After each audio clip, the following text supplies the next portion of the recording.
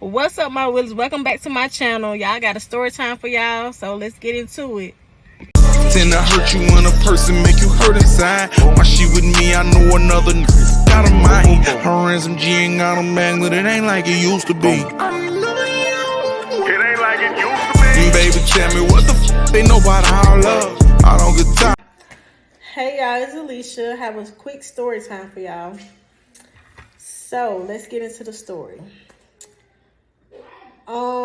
Let's see where to start. I recently did ancestry DNA test to find out who my real father was. I never knew who my real father was. Somebody I thought that was my father was not my father. And when that happened, I found out that person was not my father. I took it up to myself to be determined to find out who he was, who my father was. So years later, after finding out that he wasn't my father, I decided on last year to do ancestry DNA test. So happened with the first DNA test, it did not go all the way through because they lost it in the mail some type of way. Excuse the kids in the back. Got my kids and nephews and my kids in the back, but anyway. But they lost my test in the mail some type of way. So happened like the end of December, they sent me another test to do, and I did it, and I sent it back the same day. So fast forward to February the 2nd to be exact. I got my results back, and it told me my closest potential father and close relatives. And so I saw who it was and got the names. I went and searched like on True People. I did my investigation on everybody and trying to find them. And I spoke with my aunt and asked her, did she know who this guy was? And she was like, yeah, I know who he is. Your mommy, they used to date. I said, okay.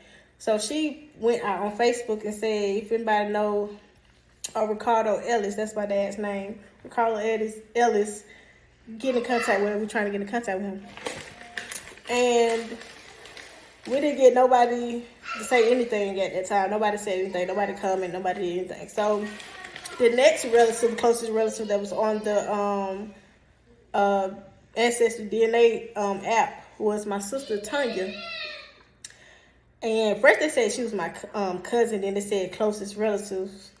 And so I had to put two and two together because I thought that was her uncle. Ricardo was her uncle, but it was actually her father. So I ended up finding Tanya, and I was so scared to contact her because I thought I was scared of being rejected, I guess, and not accepted. Because it's 28 years. I'm 28 years old. I'm just not finding my dad. Okay, y'all, I'm back from telling the story.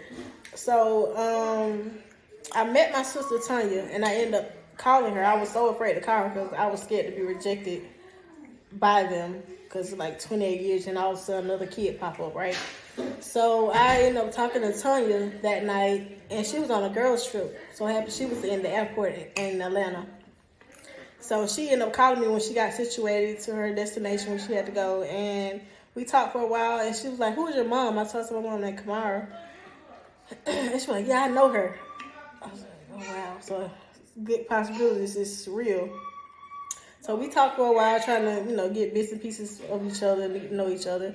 Then I ended up talking to my dad the same night. He called me. We talked for like 2 hours. And he was trying to timestamp the times and try to put things in place. He was like, wait a minute. And I kept asking, you want to do another DNA test? He was like, no, I know you mine. I'm trying to put the time and date on things like, when could this have happened? So he was trying to, remember what happened and when it happened, and he remembered. And it really been history from there. Me and my sister, we talk every day. And my dad, we talk about it every day as well.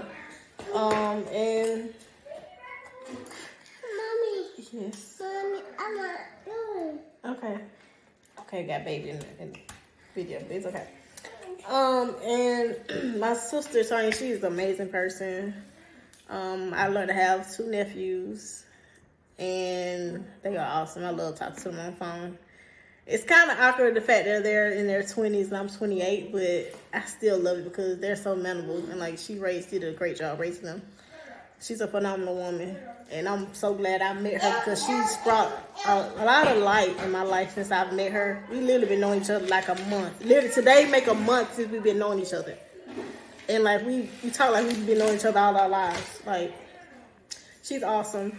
And it was just a unique story to tell because it sounded like a lifetime movie to me because, like, I'm 28. It so happened I'm a disabled person. I'm a mother of two. And I grew up, you know, without a real father figure, you know, around. So by me just being content and searching, trying to, you know, fill in the pieces that make sense to me, put my life together. It, you know, I was adamant of doing that because I needed to know, because I want to know who I belong to and on the other party as the other parent, and just connect the dots,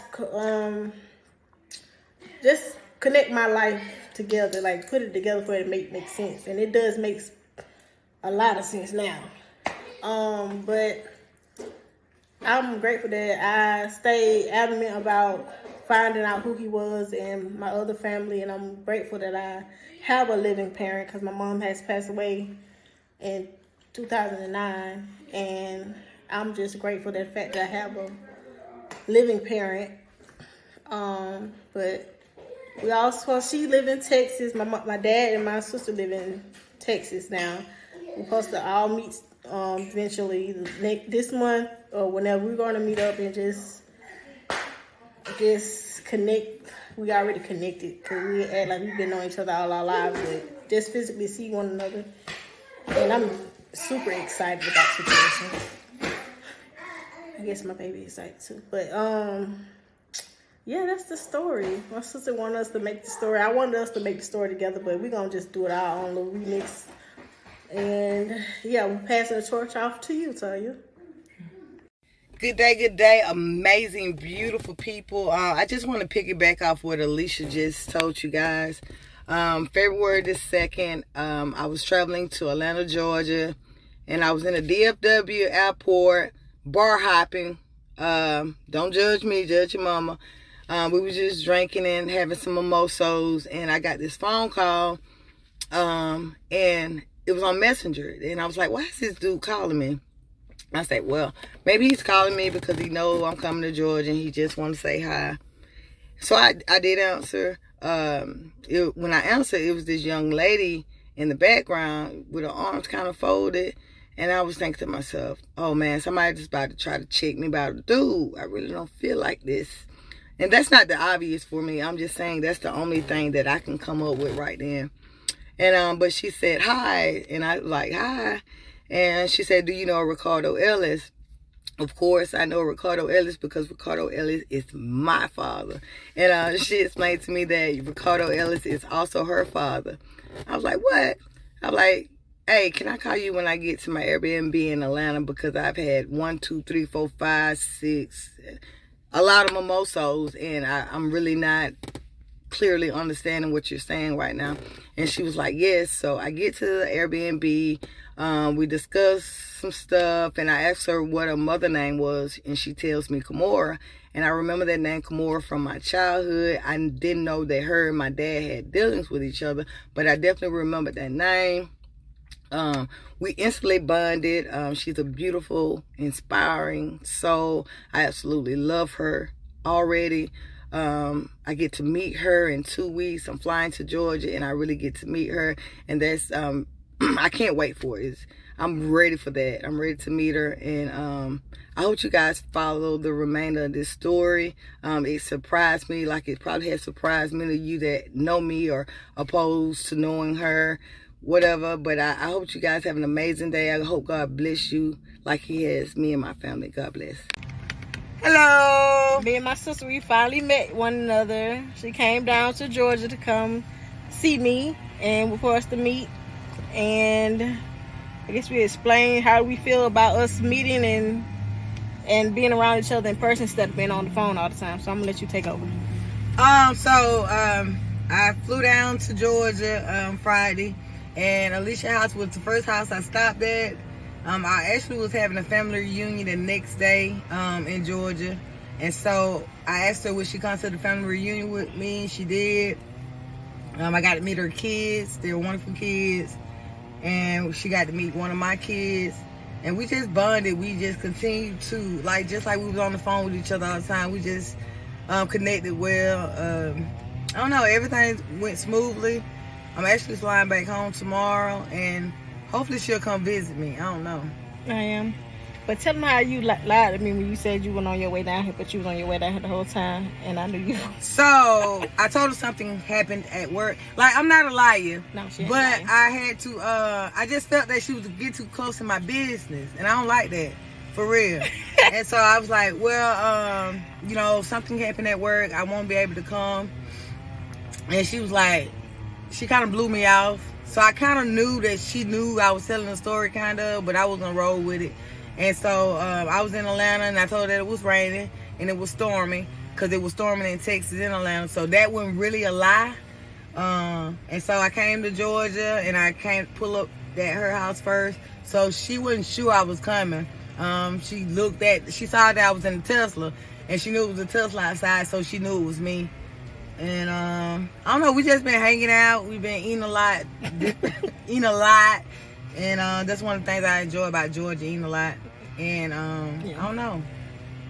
Okay, back to me, I guess. But yeah, y'all, she tried to lie to me, trying to make it seem like I ain't know what she was doing. I knew what she was doing the whole time, but she pulled up on me, and we instantly connected. We had went out that night, went out to eat, and just bonded a little bit more. And just, like she said, went to the family little function that she had, and I enjoyed it. I felt welcomed, and it was just history from there. So that's our story of us meeting after 28 years and not knowing we had another sibling, because she was the only child at one point, but now she got me. Stuck like Chuck.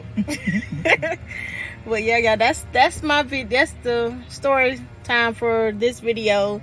Make sure, like I said, make sure y'all like, subscribe, turn on your post notification to get a new drop video. And I'll see y'all in the next video. Hope the next time I'll be in Texas. So, never know. All right, and we out.